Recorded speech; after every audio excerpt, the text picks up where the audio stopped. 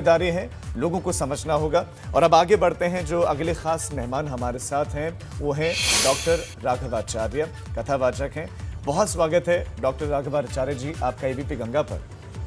जी sir, Ganga की आज की स्थिति को आप देख रहे हैं। विकास की अंधी दौड़ ने कचरा ढोने वाली नदी गंगा को बना दिया है, और आपकी पहली प्रतिक्रिया इस पर?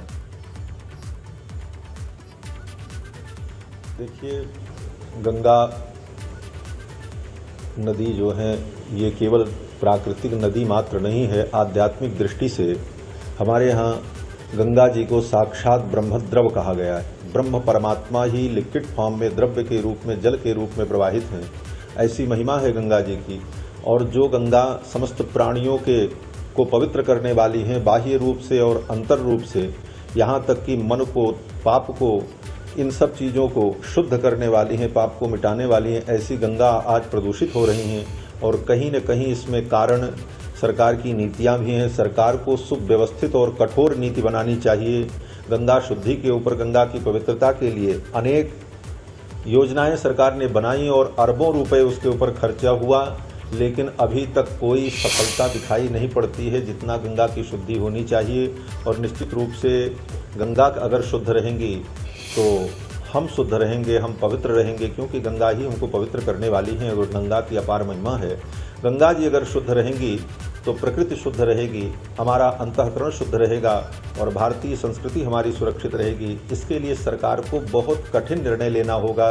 एक तरफ सरकार गंगा की शुद्धि के लिए बड़ी बड़ी योजनाएं बनाती है और दूसरी तरफ गंगा में जो कचरा गिर रहा है, जो बड़ी बड़ी फैक्ट्रियां, उद्योग के स्थान गंगा को प्रदूषित कर रहे हैं, उन पर सरकार का कोई नियंत्रण नहीं हो रहा है। तो ये दोहरी नीति से गंगा की शुद्धि नहीं हो पाएगी।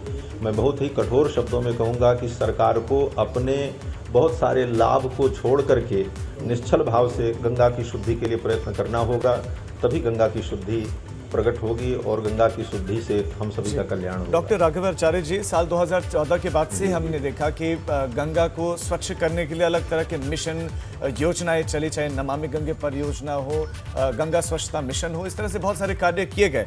तो आपको लगता है कि उनका जो इम्प्लीमेंटेशन है वो सही से नहीं हुआ है, सही से वो उतारी नहीं गई धरातल पर? सही रूप से वो योजनाएं धरातल पे उतारी नहीं गईं और कहीं न कहीं उन योजनाओं में भी कमी थी, जिस कमी के कारण सफलता नहीं मिल पाई। योजनाएं धरातल पर नहीं उतर पाई। रुपया तो बहुत खर्चा हुआ सरकार का और योजनाएं बनती रहीं, लेकिन धरातल पर वो योजना पूर्ण रूप से उतर नहीं पाई। आज केवल एक काम किया जाए कि गंगा की अविरल धारा को प्रवाहित किया जाए। गंगा के जो बांध बनाए गए हैं, जो उसके जल का अन्यत्र उपयोग हो रहा, वो बंद कर दिया जाए और फैक्ट्रियों का जो कचरा जा रहा उसे बंद कर दिया जाए। गंगा स्वतः शुद्ध हो जाएंगी। ऐसा गंगा का दिव्य प्रवाह है कि गंगा स्वतः पवित्र दिखाई पड़ने लग जाएंगी, गंगा का जल निर्मल हो जाएगा। एक लापरवाही का उजागर, एक लापरवाही को उजागर करना पड़ेगा जी, जो सरकारों को कर रहे हैं। और जी। क्या आपको लगता है कि जन चेतना है गंगा को लेकर? इसके साथ साथ मैं चाहता हूं कि आपका जो संकल्प है वो भी आप दोहराएं, वो भी आप बताएं, गंगा को लेकर क्या है?